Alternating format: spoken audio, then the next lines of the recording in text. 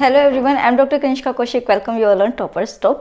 So guys, आज ही जो है सुबह मैंने आपको बताया था कि आप किस तरीके से इस माइंड मैप की हेल्प से अपनी रिवीजन भी कर सकते हैं यूपीएससी ईपीएफओ की। और अगर आप एक बिगनर है, आपके पास टाइम नहीं है, तो भी आप माइंड मैप की हेल्प से अपना 50% या 60% सिलेबस जल्दी से कंप्लीट करके करंट अफेयर्स के जो एमसीक्यूज होते हैं, बाकी जो एमसीक्यूज होते हैं, उनकी हेल्प से अपने स्ट्रेटेजी को कंप्लीट कर सकते हैं और 80% सिलेबस अपना 55 डेज के अंदर कंप्लीट कर सकते हैं। ठीक है, एक चीज़ जो है वो मैं मेंशन करना भूल गई थी, that is about English strategy.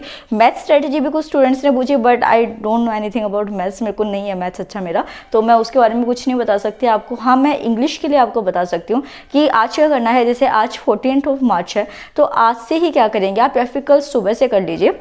जो भी आपके पास बुक है इंग्लिश की, उसमें से आप इडियम एंड फ्रेजेस को, आपके एंटोनिम्स हो गए, सिनोनिम्स हो गए, और उसी के साथ जो है बेसिक जो होते हैं कि वर्ड सब्स्टिट्यूशंस होते हैं, वोकैबुलरी होती है, उनको काउंट कर लीजिए कि टोटल कितनी है। उनको एक एक ऐसे लिखे सामने, और उनके आगे जो भी मतलब के होता है, मतलब कि मान लीजिए कि 500 है, तो 500 को आप क्या करेंगे, 30 से डिवाइड कर देंगे। 30 से डिवीजन होकर जो भी आपके पास नंबर आएगा, तो आपको जो है अपना एक क्राइटेरिया सेट करना है कि डेली आपको इतनी इडियम एंड फ्रेजेस करनी ही करनी है। उसी के साथ जो है टॉपर स्टॉप पे टोटल 500 इडियम एंड फ्रेजेस की वीडियो है, अराउंड 1.25 घंटे की। तो वो जो है आप देख सकते हैं, उसका लिंक मैं डिस्क्रिप्शन बॉक्स में आपको दे दूंगी, उससे आपकी हेल्प हो जाएगी। डेली आप इस इंग्लिश की जो सीरीज़ है इसको रिवाइज करेंगे तो जल्दी से जल्दी आपकी जो इंग्लिश है वो कवर हो जाएगी। ऐसा नहीं है कि इतना करने से आपके 20 क्वेश्चंस जो इंग्लिश के आते हैं वो कवर हो जाएंगे, बट मोस्ट ऑफ द जो पोर्शन है 70% आपका जो होगा वो कवर इससे हो जाएगा। तो उसको जरूर एक बार अप्लाई कीजिएगा। तो आज जो शुरुआत करते हैं वो ग्रेट रिफॉर्मर्स की करते हैं। एक गुड न्यूज़, और जो स्टूडेंट्स को दिक्कत होती है बोर्ड की, बोर्ड जो है हमारा ऑर्डर हो चुका है, परसों वो आ जाएगा, तो बस कल की दिक्कत है, परसों से सब कुछ ठीक हो जाएगा। ठीक है, तो ग्रेट रिफॉर्मर से शुरू करते हैं। एक चीज याद रखिए, सोशल रिलीजियस रिफॉर्मर्स की हम स्पेसिफिकली बात नहीं कर रहे हैं, क्योंकि वो बहुत बड़ा टॉपिक है और उसको हम परसों बड़ा बोर्ड आने के बाद डिस्कस करेंगे। अभी जो है मैं उन लीडर्स की बात कर रही हूँ जो कि न्यूज के अंदर थे या फिर सभी एग्जाम प्रोस्पेक्टिव से बहुत इंपॉर्टेंट होते हैं। तो सबसे पहले शुरुआत करेंगे राजा राम मोहन रॉय की। तो पहले आपको ये जानना है कि शुरुआत हुई कैसे थी। 19th सेंचुरी में जो है, जब ये अपना सोशल रिलीजियस रिफॉर्म्स मूवमेंट शुरू हुई, उस टाइम क्या हुआ था कि एक मिडिल क्लास और जो एक लिबरल इंटेलेक्चुअल थे, या फिर जो मतलब कि मिडिल क्लास इंटेलिजेंट पर्सन या फिर जो एजुकेशन पर्सन थे, उनका राइज होना शुरू हो गया था। वही रीज़न था कि 1857 की जब लड़ाई हुई थी, तो उस टाइम में जो ये इंटेलिजेंसिया हुआ करता था, या फिर जो मिडिल क्लास ग्रुप हुआ करता था, या फिर ये रिफॉर्मर्स हुआ करते थे, इन्होंने जो था वो सिपाहीज का ध्यान नहीं दिया था, उनका साथ नहीं दिया था, क्योंकि उनको ये लगता था कि जो रिफॉर्म्स आ रहे हैं कंट्री के अंदर धीरे धीरे वेस्टर्नाइजेशन के आने के साथ, वो खत्म हो जाएंगे। बट क्या आपको लगता है कि वो चीज़ें सही थी? एक लेवल तक चीज़ें सही थी, क्योंकि जब हम 19th सेंचुरी ऑफ इंडिया के अंदर जाके देखते हैं तो देयर वाज लोट्स ऑफ डिस्पेरेंसी उस टाइम की। किस तरीके की वहाँ पे जो था बहुत तरीके का बैकवर्डनेस थी, ऑर्थोडॉक्सी थी, किस तरीके की बैकवर्डनेस थी। फीमेल्स जो थी, फीमेल्स का जो बर्थ था वो अनवेलकम हुआ करता था, उनकी जो पढ़ाई होती थी, आगे की लाइफ हुआ करती थी, उनकी शादी को बर्डन माना जाता था, और अगर वो विडो हो जाती है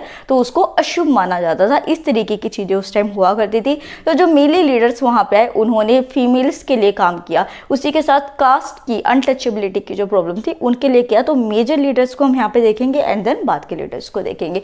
शुरुआत जो करेंगे वो करेंगे राजा राम मोहन रॉय से, क्योंकि जो आपके लीडर्स की लिस्ट आती है उसमें सबसे पहले राजा राम मोहन रॉय का नाम आता है। इनके लिए इन्होंने जो है वो काम किया था, वो किया था हर तरीके से।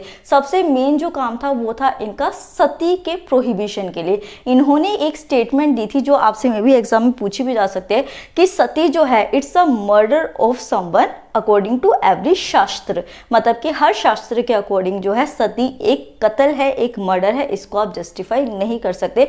और उन्हीं के जो एफर्ट्स थे उनसे क्या हुआ कि सती प्रथा जो थी वो बाद में जाके बैन कर दी गई थी ब्रिटिश गवर्नमेंट के थ्रू। तो राजा राम मोहन रॉय इसी के साथ जो है दूसरी बात कहते थे वन गॉड की। मतलब कि यहाँ पे क्या हुआ करता था कि हिंदूज के अंदर क्या हुआ करते थे, बहुत सारे जो गॉड्स थे वो बना दिए जाते थे कि ये देवता है, ये देवता है। हम आज भी उन चीज़ों को देखते हैं, हमारी सोसाइटी के अंदर प्रिवेल है। क्रिश्चियंस के अंदर जो है वो 3 मैटर्स करते थे कि मतलब गॉड्स हो गए।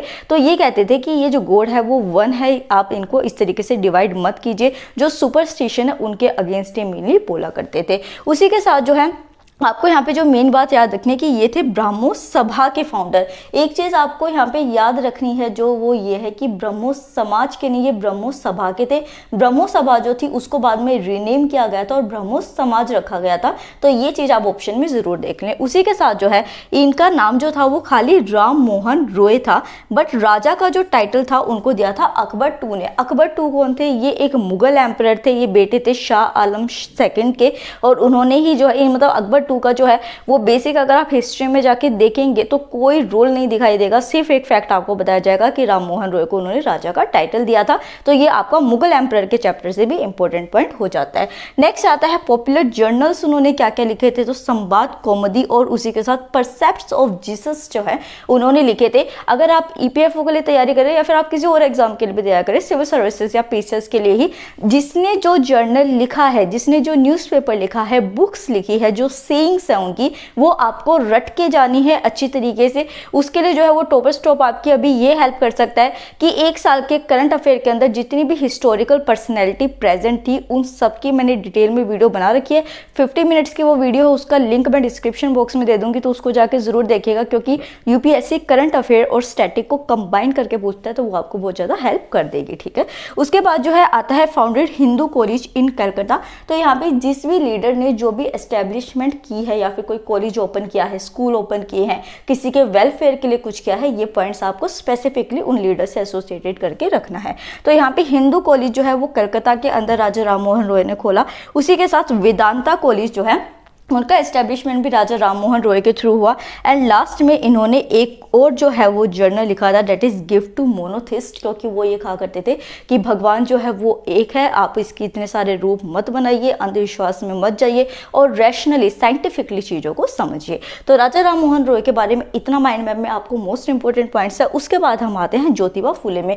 ज्योतिबा फुले जो है वो करंट अफेयर में 2-3 बार आ चुके हैं एक साल के अंदर, तो ये most important category of leaders के अंदर आते हैं। इन्हीं के साथ सावित्रीबाई फुले जो है वो भी कंबाइन करके आती हैं, तो आपको ये अच्छे पॉइंट याद रखना है। अभी क्यों आ रहा था? क्योंकि यहाँ पे बेसिकली एक नया कैंपेन जो है वो इंडियन गवर्नमेंट के थ्रू लॉन्च किया गया है, तो उनको इन्हीं का नाम दिया गया है उस कैंपेन को, डेट्स वाई ये अभी न्यूज़ के अंदर थे।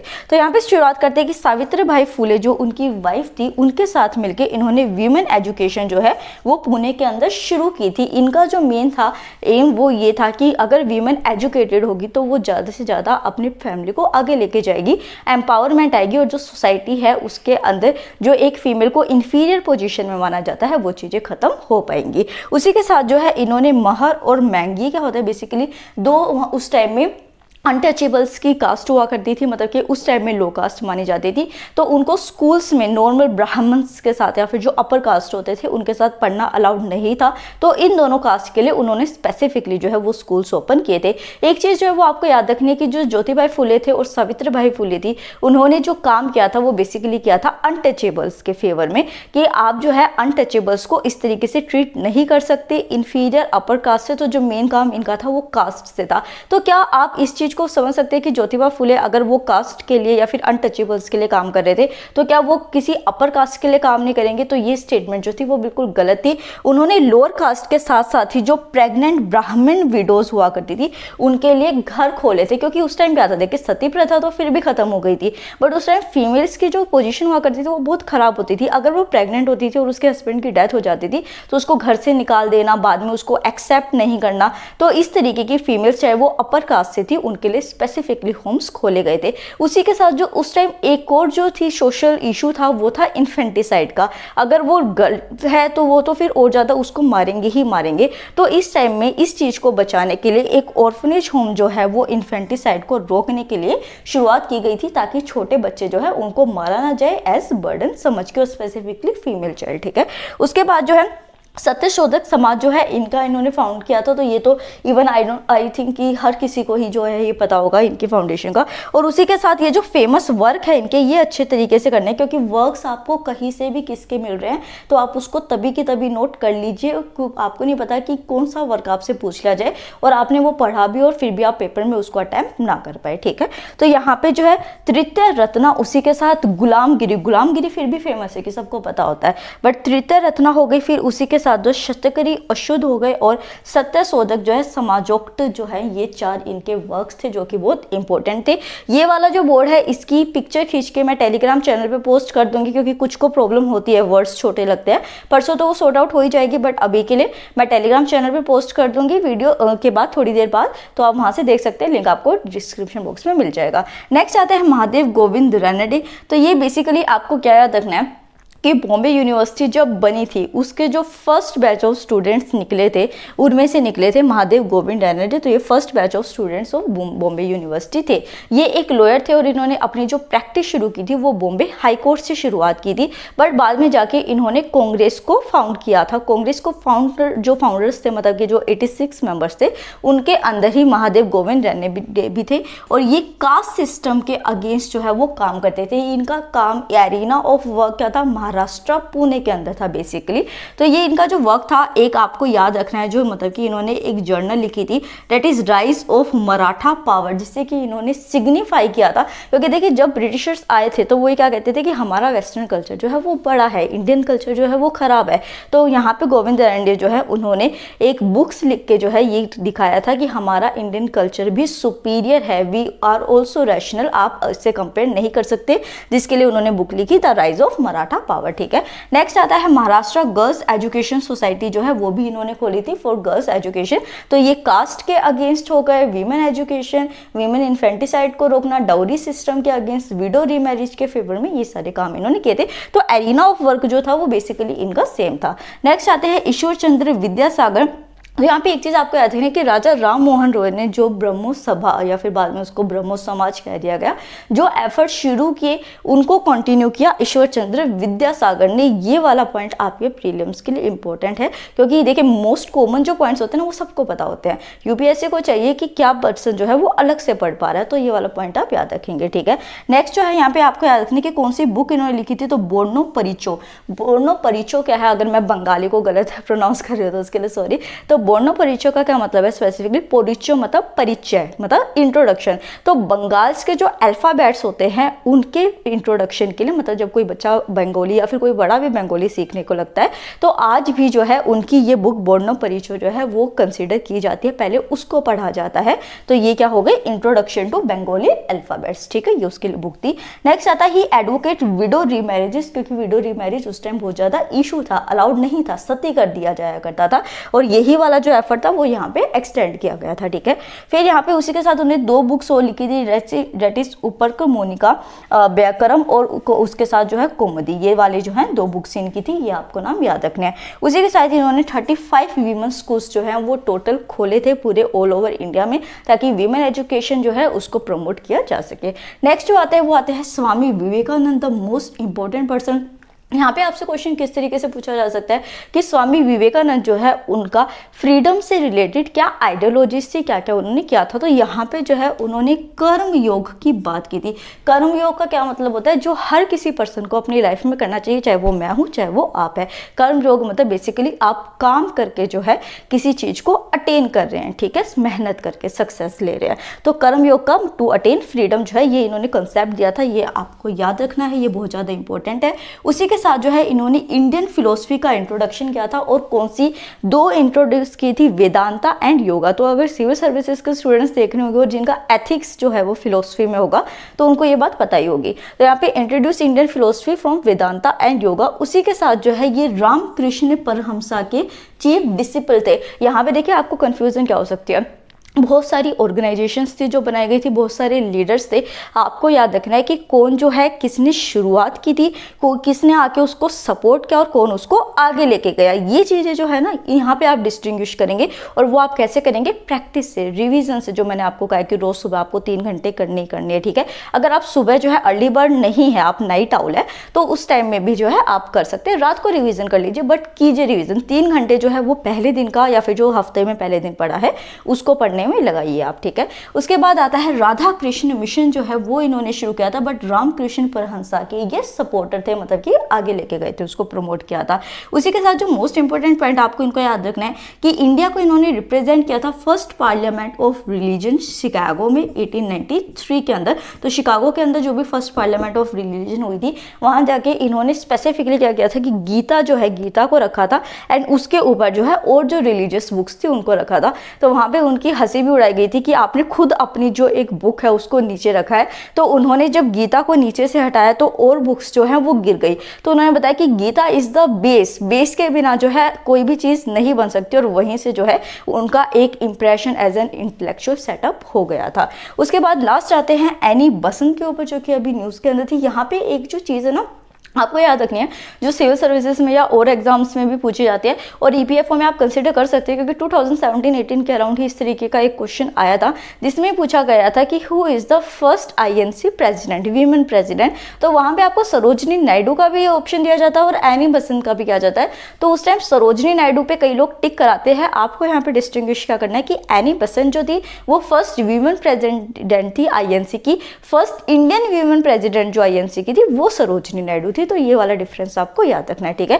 तो एनी बसंत जो थी वो लंदन में पैदा हुई थी, और लंदन में पैदा होने के बाद जो उनकी एजुकेशन थी जिस तरीके से हुई थी, तो वो एडवोकेट किया करती थी आयरिश सेल्फ रूल को। आयरिश सेल्फ रूल जो था वो हुआ, ये क्रिश्चियन थी, उसके बाद जो है ये एक न्यू रिलीजन बनाया गया था, रिलीजन नहीं कह सकते आप, जैसे कि आर्य समाजी हो गए। तो यहाँ पे इसी तरीके का एक थियोसॉफी जो था वो एक रिलीजन टाइप बनाया गया था, जो कि इन्होंने बाद में ज्वाइन कर लिया था। और इंडिया में जो फर्स्ट टाइम आई थी, कब आई थी, 1893 के टाइम पीरियड में आई थी। तो ये first time as a part of theosophical society की ही आई थी, ठीक है। उसके बाद आपको याद रखना है ये जो सेंट्रल हिंदू कॉलेज बनारस के अंदर सेटअप किया गया था वो इन्हीं के थ्रू सेटअप किया गया था, और इन्होंने जो डिमांड रखनी शुरू की थी वो एक आता कि जैसे आयरिश सेल्फ रूल की हमने डिमांड रखी है वैसे इंडियन सेल्फ रूल भी होना चाहिए, ठीक है। उसी के लिए इन्होंने क्या कहा था, इंडियन सेल्फ रूल की डिमांड करके उन्होंने एक सेइंग कही थी। सेइंग क्या थी, वो थी फर्स्ट वर्ल्ड वॉर से रिलेटेड। उन्होंने कहा था फर्स्ट वर्ल्ड वॉर के लिए कि जो ब्रिटिशर्स की नीड है, मतलब इंग्लैंड की नीड क्या है, अभी इंडिया का सपोर्ट, वो इंडिया के लिए एक अपॉर्चुनिटी है कि आप अपने को सेल्फ रूल प्रोवाइड कीजिए, अपने आप को फ्रीडम प्रोवाइड कीजिए, जो कि बाद में नहीं हो पाया था क्योंकि हम खुद ने ब्रिटिशर्स को फर्स्ट वर्ल्ड वॉर में हेल्प की थी। तो सेइंग्स उनकी जो है ये आपको अच्छे तरीके से याद रखनी है कि England need is India's opportunity. ये किसने कहा था, एनी बसंत ने कहा था। उसके बाद जो है इन्होंने लॉन्च किया था all India home rule league, किसके साथ मिलके, ये आप मुझे कमेंट सेक्शन में बताएंगे। और जिनके साथ मिलके इन्होंने all India home rule league movement को शुरू किया था तो उनका स्पेसिफिक एरिया ऑफ वर्क क्या था और एनी बसंत का क्या था, ये भी आप मुझे कमेंट सेक्शन में बताएंगे, ठीक है। लास्ट पॉइंट क्या है, ये first women president of INC थी। तो यहाँ पे हमने ग्रेट रिफॉर्मर्स को या फिर जो ग्रेट लीडर्स थे उनको डिस्कस कर लिया। सोशो रिलीजियस रिफॉर्म मूवमेंट्स जितनी आई थी, पीजेंट्स मूवमेंट क्या थी, उन सबके भी माइंड में पाएंगे। बोर्ड अभी छोटा है इस वजह से मैं उसको शुरू नहीं कर रही हूँ, जल्दी से शुरू करेंगे, 15 अप्रैल तक खत्म करेंगे और जल्दी से जल्दी अपने पेपर को क्लियर करेंगे। तो अगर आपको ये वीडियो पसंद आई है तो give a thumbs up, video को लाइक कीजिए, चैनल को सब्सक्राइब कीजिए। Thank you so much.